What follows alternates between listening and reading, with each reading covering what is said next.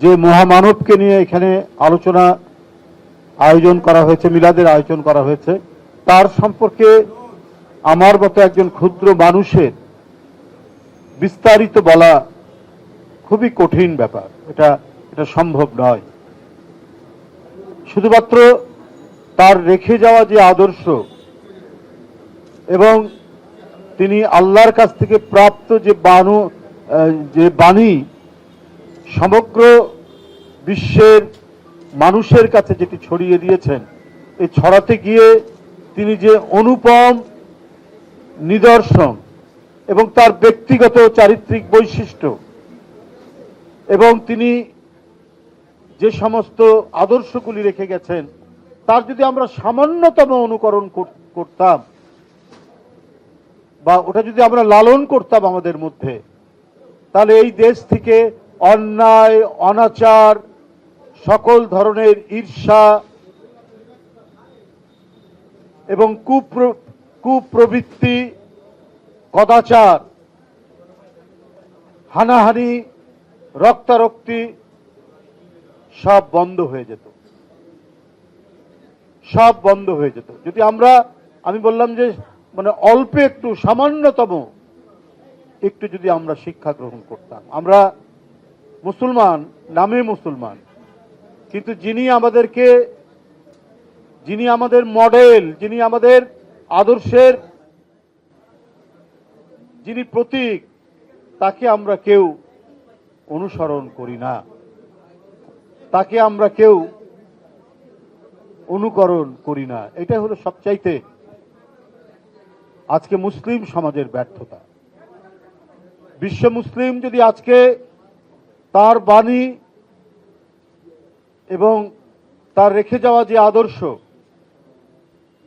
এবং তিনি আল্লাহর কাছ থেকে যে বাণী পেয়েছেন, সেই আল্লাহর বাণী যদি সবাই আত্মস্থ করত, আজকে মুসলিম দেশে দেশেই নিজেদের মধ্যে যে অনৈক্য,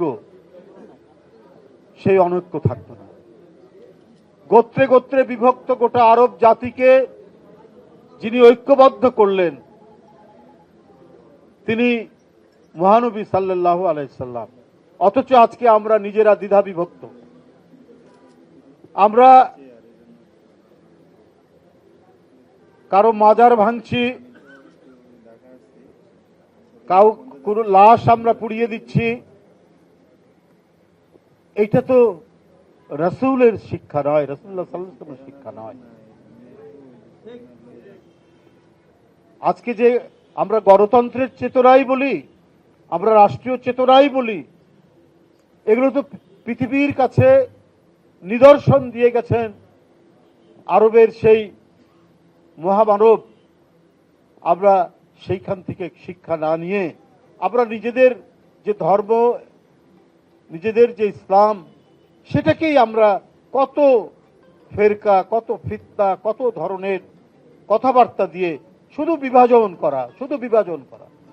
অথচ ঐক্যের প্রতীকই ছিলেন আমাদের মহানবী সাল্লাল্লাহু আলাইহি ওয়াসাল্লাম।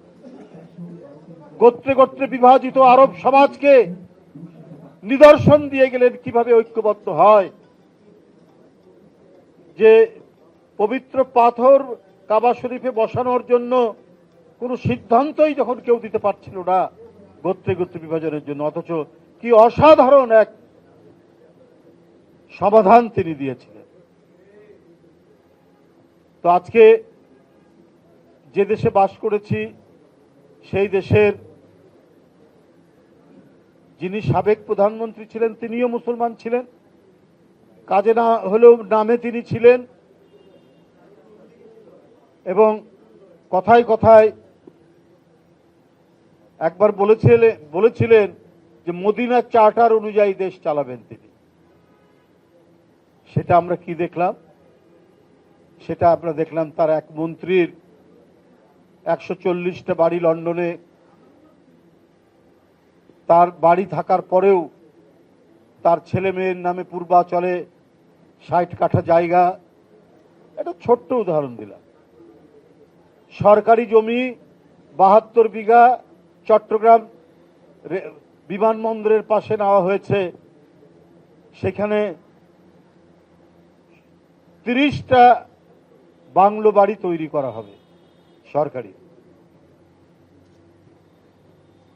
জনগণের টাকা একেবারে মুড়ি মুড়কির মতো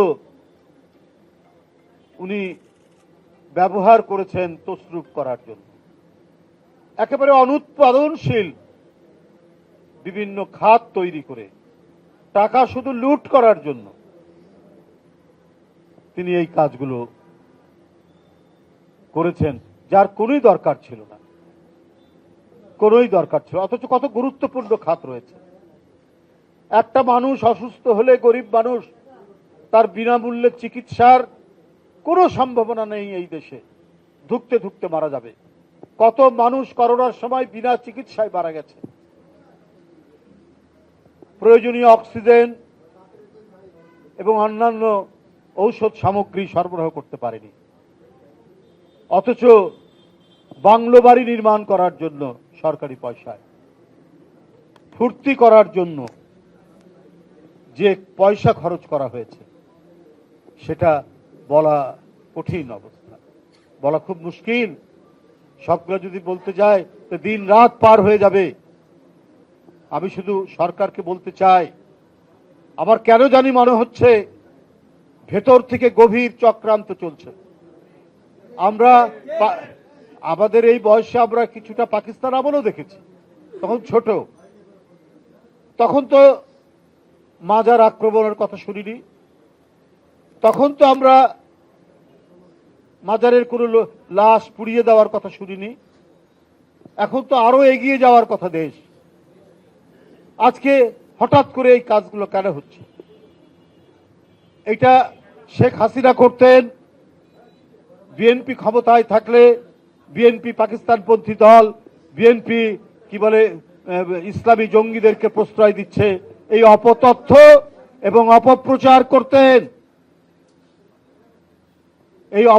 এই অপতথ্য অপপ্রচার করার পরেও উনি এটা কোনোভাবেই প্রমাণ করতে পারেননি যে ভাই আমাদের উপর বিপদ আসে, আমরা দেশেই থাকি, আমাদের নেত্রী দেশেই থাকে। মিথ্যা মামলায় 5-6 বছর তিনি নির্যাতনে কারাবন্দী অবস্থায় থাকেন। আমরা কোনো পন্থীর দল নই, আমরা বাংলাদেশ পন্থী দল, বাংলাদেশ জাতীয়তাবাদী দল। আর আপনারা কি পন্থী আপনারা নিজেরাই প্রমাণ করেছেন।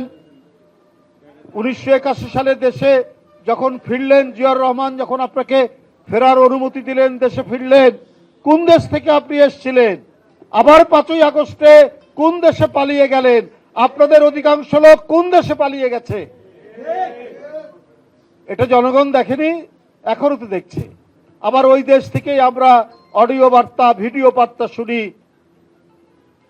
যে তোমরা উল্টে দাও, পাল্টে দাও, কারো হাত ভেঙে দাও, কারো পা ভেঙে দাও।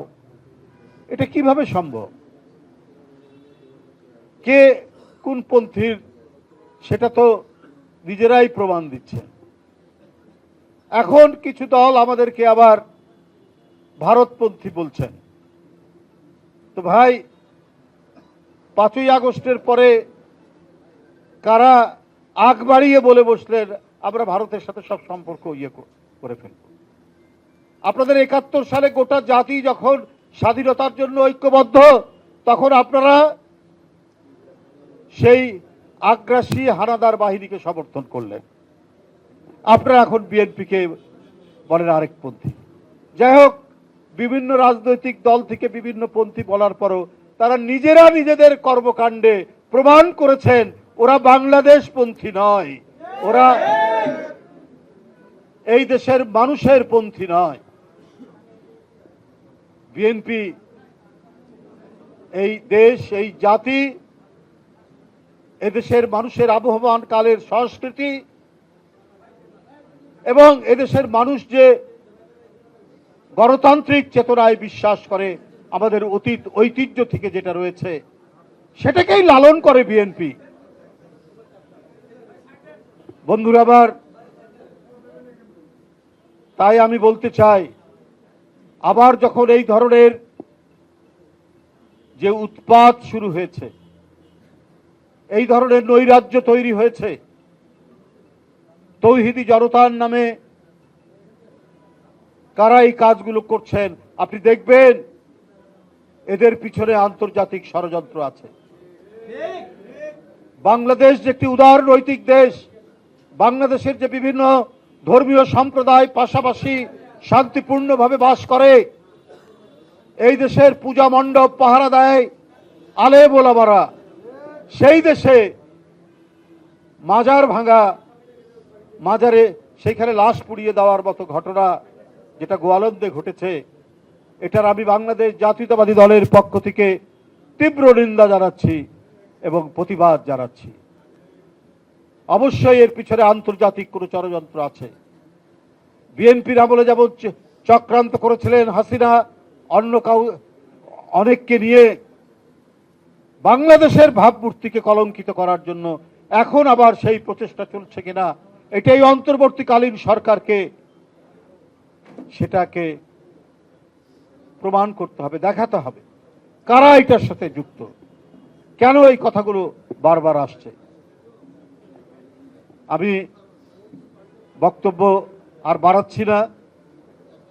যে মহামানবের আজকে জন্মদিন এবং ওফাত দিন, আমি শুধু এটুকুই বলবো, আমরা তার জীবন থেকে, আমরা তার জীবন সংগ্রাম থেকে শিক্ষা নিয়ে নিজেদের মধ্যে যদি আমরা সেটাকে লালন করে চলতে পারি, আমাদের কোনো বিপদ আসবে না। আমরা একজন সাচ্চা মানুষ হিসাবে আমরা চলতে পারবো। কোনো লোভ লালসা, কোনো দুর্নীতি, কারো অন্যের ধনের প্রতি লোভ, সেখান থেকে আমরা অনেক দূরে অবস্থান করতে পারব। এবং তিনি যে পবিত্র আল্লাহর কাছ থেকে তার যে কালাম নিয়ে এসেছিলেন, আমরা যদি সেটারও চর্চা করি, আমরা দেখব যে আমরা সবাই পরস্পরের ভাই, আমরা একে অপরের দুঃখে দুঃখিত হব, একে অপরের আনন্দে আনন্দিত হব। এটাই রাসূলুল্লাহ সাল্লাল্লাহু আলাইহি সাল্লাম তিনি যে বাণী নিয়ে এসেছিলেন আল্লাহর কাছ থেকে, সেটাকে প্রতিষ্ঠা করতে তার যে ত্যাগ, তার যে সংযম, তার যে বিভিন্ন চাপের মুখেও তার যে ধৈর্য ধারণ করা, এখান থেকে আমরা যদি শিক্ষা নিতে পারি, আমাদের আর অন্য কোনো সামনে কারো আদর্শ, কারো মডেল আমাদের নিতে হবে না। আমি সবাইকে ধন্যবাদ জানাচ্ছি এবং ঈদে মিলাদুন্নবীর আজকের বিএনপির পক্ষ থেকে যে মিলাদ মাহফিল এবং দোয়া অনুষ্ঠান, সেখানে যারা অংশগ্রহণ করেছেন তাদেরকে ধন্যবাদ জানাচ্ছি।